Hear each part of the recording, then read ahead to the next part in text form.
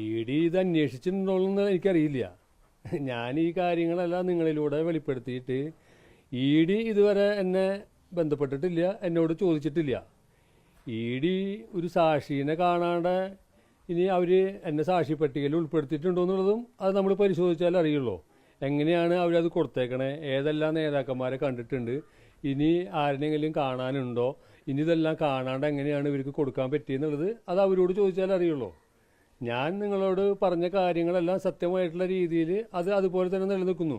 അതിപ്പോൾ ED ചോദിക്കാൻ വന്നാലും ഏത് അന്വേഷണ ഉദ്യോഗസ്ഥർ വന്നാലും ഞാൻ ഇത് തന്നെയാണ് പറയുക.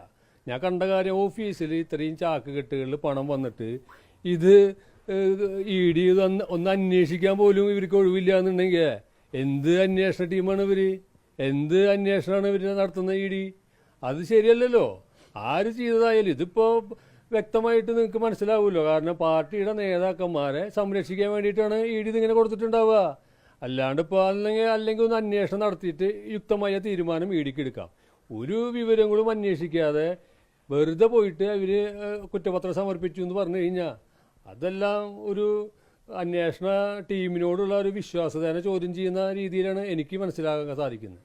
ഇനിയിപ്പോൾ നിങ്ങൾ എന്താ ചെയ്യാൻ ഉദ്ദേശിച്ചത്? നിങ്ങളാണല്ലോ രണ്ടാമതൊരു ഓപ്പൺ ചെയ്തത്. ഇനി എന്താണ് ഇതിനകത്ത് എന്തെങ്കിലും നിയമപരമായിട്ട് നടപടികളോ എന്താണ്? അല്ല, ഞാൻ ഇതിനെ സ്വാഭാവികമായിട്ട് നിയമ നടപടിയിലൂടെ ഞാൻ പോയിക്കൊണ്ടിരിക്കുന്നുണ്ട്. ഞാൻ നിയമ നടപടി സ്വീകരിച്ച് പോയിക്കൊണ്ടിരിക്കുന്നുണ്ട്. അത് അതിൻ്റെ രീതിയിൽ നടക്കുന്നുണ്ട്. ഒരു സത്യം എന്തായാലും കുറച്ച് വൈകിട്ടായാലും അത് വെളിച്ചം കാണും എന്നുള്ളത് തന്നെയാണ് എൻ്റെ പൂർണ്ണമായിട്ടുള്ള വിശ്വാസം.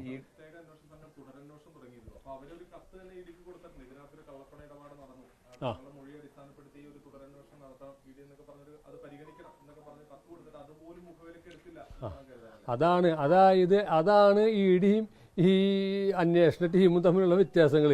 അതായത് ഞാൻ പോലീസിന് കൊടുത്ത മൊഴി, മാധ്യമങ്ങളിലൂടെ പറഞ്ഞ കാര്യങ്ങൾ, ഇത് കൂടാതെ 164 സ്റ്റേറ്റ്മെൻ്റ് ആയിട്ട് കോടതിയിൽ കൊടുത്ത രഹസ്യമൊഴി, ഇതെല്ലാം നിലനിൽക്കെ ഇത്രയും കാര്യങ്ങൾ വെളിപ്പെടുത്തിയ എന്നോട് പോലും ഈ കാര്യങ്ങൾ അന്വേഷിച്ചിട്ടില്ല ED.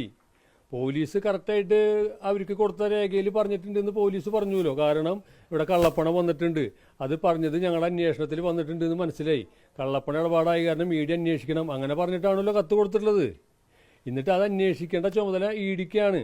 ED ഇത് രാഷ്ട്രീയ നേതാക്കന്മാരെ സംരക്ഷിക്കാൻ വേണ്ടിയിട്ട് ഇതിലൊന്നും നടന്നിട്ടില്ല എന്ന് പറയുന്നത് ആരിനെ സംരക്ഷിക്കാൻ വേണ്ടിയിട്ടാണെന്ന് എല്ലാവർക്കും വ്യക്തമാണല്ലോ. ഞാൻ എന്തായാലും ഈ കാര്യമായിട്ട് മുന്നോട്ട് പോകാൻ തന്നെയാണ് തീരുമാനം. ഇതിന്ന് പിന്നിലേക്ക് പോകാൻ ഞാൻ ഉദ്ദേശിക്കില്ല. കാരണം ഇത് ഒരു പ്രലോഭനത്തിൻ്റെ പുറത്ത് ഞാൻ പറഞ്ഞിട്ടുള്ളതല്ല. ഇതെൻ്റെ മനസ്സിൽ നിന്ന് ഇതിൻ്റെ യാഥാർത്ഥ്യം പൊതുസമൂഹങ്ങളും സാധാരണ പാർട്ടി പ്രവർത്തകരും മനസ്സിലാക്കണം എന്നുള്ള ഉദ്ദേശത്തിൽ തന്നെയാണ് ഞാൻ അത് പറഞ്ഞിട്ടുള്ളത്.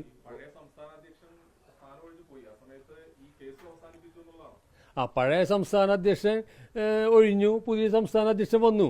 അത് പാർട്ടിയുടെ ഒരു പ്രക്രിയയാണ്, അത് ആ രീതിയിൽ പോക്കോട്ടെ. പക്ഷേ ഈ കേസ് അങ്ങനെ അവസാനിക്കാനായിട്ട് പറ്റില്ലല്ലോ. ഇത് പ്രത്യേകിച്ച് ഇത് കൊടകര റോബറിയുടെ കേസിൻ്റെ കാര്യത്തിനാണ് ഇപ്പോൾ ED അവിടെ അവസാനിപ്പിച്ചു എന്ന് പറഞ്ഞിട്ടുള്ളതാണ് ഞാൻ അറിഞ്ഞിട്ടുള്ളത്.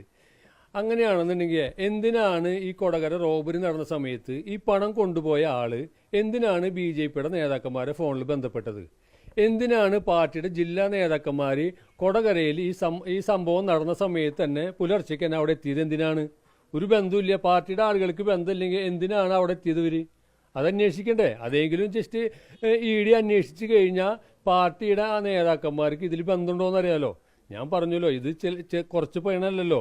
6 ചാക്കുകളായിട്ട് 9 കോടി രൂപ വന്നു എന്നുള്ളത് ഞാൻ പറഞ്ഞു. ഈ പണം വന്നത് ഒന്നാമത് കള്ളപ്പണമാണ്. നമ്മുടെ പ്രധാനമന്ത്രി, നമ്മുടെ എല്ലാവരും പ്രധാനമന്ത്രിയാണ്, അദ്ദേഹം രാജ്യത്തിനോട് പറഞ്ഞിട്ടുള്ളതാണ് കള്ളപ്പണക്കാരെ ഈ രാജ്യത്ത് ഉന്മൂലനം ചെയ്യുന്നുള്ളത്. ആ പ്രധാനമന്ത്രിയുടെ പാർട്ടിയാണ് ഭാരതീയ ജനതാ പാർട്ടി. ആ പാർട്ടിയുടെ ജില്ലാ കാര്യാലയത്തിലാണ് ഈ കള്ളപ്പണം സൂക്ഷിച്ചത്. ഏറ്റവും വലിയ രാജ്യദ്രോഹ കുറ്റമല്ലേ? ഈ രാജ്യദ്രോഹ കുറ്റം നടത്തിയ ആളുകളെ, ഈ കള്ളപ്പണ ഇടപാടുകൾ നടത്തിയ ആളുകളെ അന്വേഷിക്കേണ്ടത് കേന്ദ്ര ഏജൻസിയായ ED തന്നെയാണ്. അത് രാഷ്ട്രീയ സ്വാധീനം വെച്ചിട്ട് അട്ടിമറിക്കാനാണ് ഉദ്ദേശിക്കുന്നുണ്ടെങ്കിൽ ഞാൻ നിയമപരമായിട്ട് ഏതറ്റം വരെയും പോകാനും ഞാൻ തയ്യാറാണ്. BJP നേതാക്കന്മാരെ പ്രൊട്ടക്ട് ചെയ്യണ പോലെയാണല്ലോ ഇപ്പോൾ നിങ്ങൾ പറയുമ്പോൾ എനിക്ക് മനസ്സിലാവുന്നത്. അത് നിങ്ങൾക്ക്, എനിക്കല്ല, ഇത് കേൾക്കുന്ന എല്ലാ പൊതുസമൂഹത്തിനും മനസ്സിലാവും. അത് അങ്ങനെയല്ലോ. ഇത്രയും വലിയ രാജ്യദ്രോഹം കുറ്റം ചെയ്ത ആളുകളെ ഈ പണം ഉപയോഗിച്ച് ഇവർ എന്ത് ചെയ്തു, ആർക്കെല്ലാം വിതരണം ചെയ്തു, ഇതെല്ലാം വെളിച്ചത്ത് വരണം. അതിന് വേണ്ടിയിട്ട് ഏതറ്റം വരെ പോകാനും ഞാൻ തയ്യാറാണ്. അത് നിയമപരമായിട്ട് ഞാൻ നല്ല രീതിയിൽ തന്നെ മുന്നോട്ട് പോയിക്കൊണ്ടിരിക്കുന്നുണ്ട്.